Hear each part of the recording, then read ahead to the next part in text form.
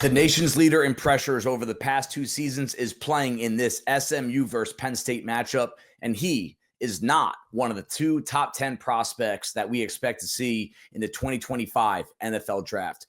Welcome back, everybody. This is David Syerson from Our Lads Scouting Services. We have some players to talk about in this matchup in regard to the 2025 NFL Draft.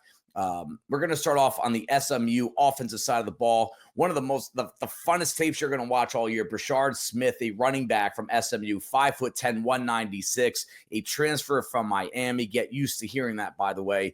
He did not do much as a ball carrier for the Hurricanes from 2021 to 2023. He did return a kick in his final touchdown in the season there for a touchdown. He's always been a productive pass catcher. He's been a hybrid receiver running back his entire career, but at SMU they really put him in the backfield and he exploded. He's got over 100 career catches. He had 190 career rushing yards entering 2024. Then he goes off for 1,263. He's 11th in the country in yards from scrimmage.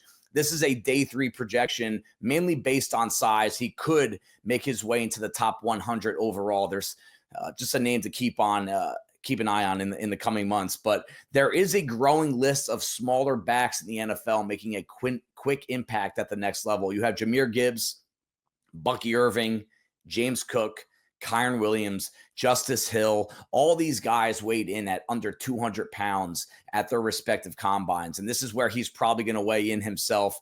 And he has a similar skill set, maybe not as high as those guys, but he can be an immediate impact if he gets put into the right situation. When SMU has the ball, there's going to be a laundry list of players I want you to keep an eye on the Penn State defense. Number 1 is Abdul Carter, the edge defender, 6'3", 259. He was my number 1 edge guy coming into the year and the number 4 overall player in the country. He's still running near the edge of that top edge stack for us at Our Lads. He's a former off-ball linebacker. He made the full-time move to the edge in 2024. He's got 4 multi-sack games this year. His tape is dominant. His workouts are elite. There's everything that you want to see in an edge defender is in both in his tape and in his measurables. This is a guy that is just starting to scratch the surface of what he can do at that position.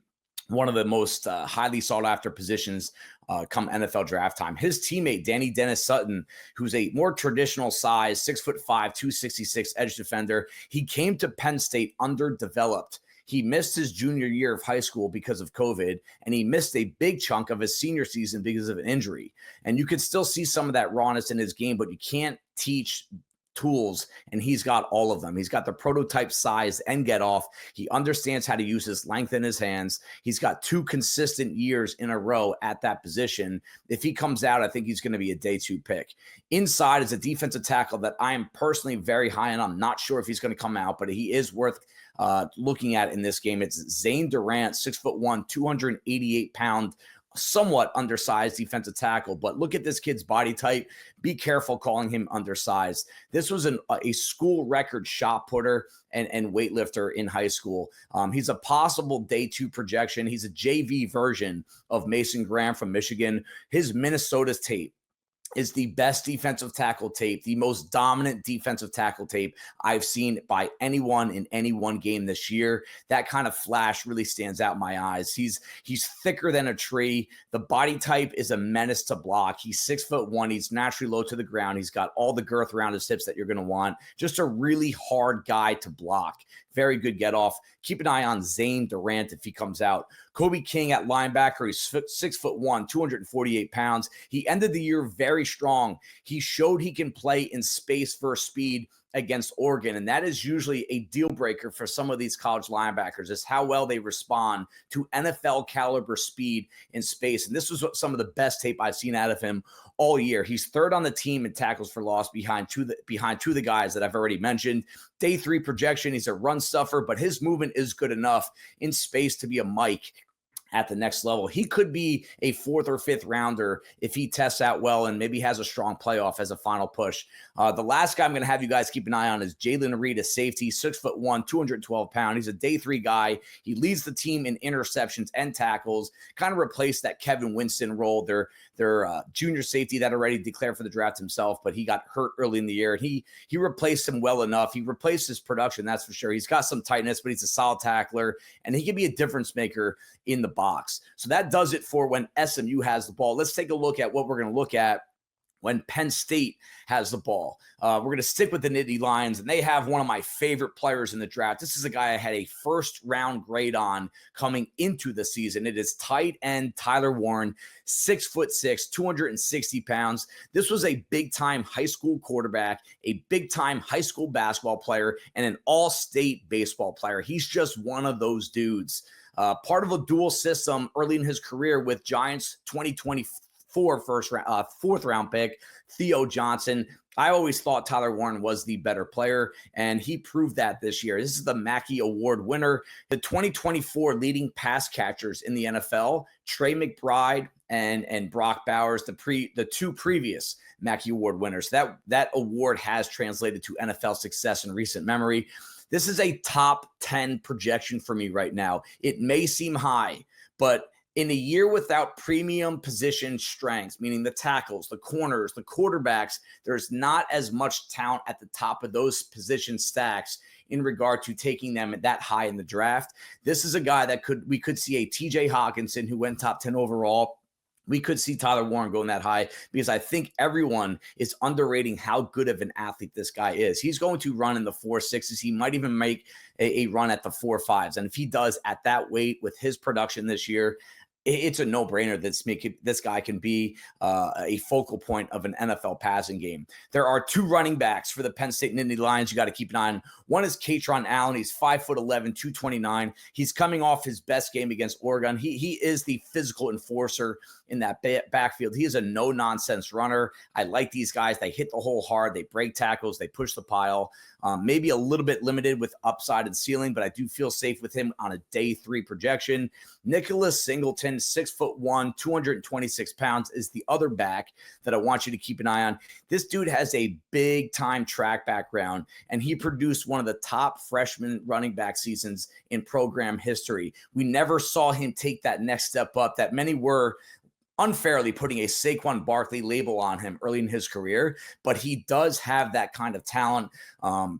He's a sub 4.4 guy at that size. He's got some return game success. He can catch the ball. This is a guy that teams love to take a chance on because there's a lot of options you can use on a kid like this because he can catch the ball. He can be a return game factor. And obviously he's a pretty solid running back, and he's one of the best athletes at the position in the entire draft. On the SMU defense, there's really only 2 guys they both play up front. Elijah Roberts, a 6'3", 275-pound edge defender. This is another transfer from Miami after not doing much there for 3 years. He goes to SMU in 2023. He leads the team with 10 sacks, and he finished 2nd in the country in pressures. Levels up in 2024 again by doing it again. He's 4th in the country this year with 60 more pressures. Even with that production, similar to Braylon Trice last year, he's a round 3, round 4 projection just because he isn't blessed with a lot of natural physical tools and ability and upside. But he could sneak into day 2 if he does wow some people in those workouts. There is a power element to his game, which I personally look for a lot in edge defenders. It's kind of a deal breaker for me in some regards. He can rush from multiple angles. He's got a lot of refined pass rush moves with his hands and his feet. He knows what to do. It's just a matter of where is the upside with that athletic ability and tightness that he shows. His teammate, another, yes, you guessed it, Miami transfer, defensive tackle Jared Harrison Hunt, 6'4", 294. This was a big-time high school basketball player in high school. He only played 2 years of high school football, and you have to keep that in mind. He's earlier on the curve than most players that are coming into the NFL. He's still learning the game in some regards. He arrived to SM. This is what, by the way, though, he was wanted by Alabama, LSU, Georgia, Michigan, and guess what? Penn State coming out of high school. He arrived to SMU in 2024 after transferring from Miami. first team all ACC. Simply just had a change of scenery, change of usage, and he exploded when it came to production. Nobody had more interior pass pressures in the ACC than Harrison Hunt. This is another day 3 projection here. He's likely a pass rusher only. He's not big enough for every down duty, and I don't think he's very good against the run. But this is a league that if you can rush the passer, teams will want to take a look at you. So I don't think there's any shot he goes undrafted. He's probably somewhere in the middle of day 3. So that does it for most of what we want to see in the Penn State SMU matchup in regard to the 2025 NFL draft. Come back for more. We'll have the rest of the playoff games lined up for you guys. Thanks.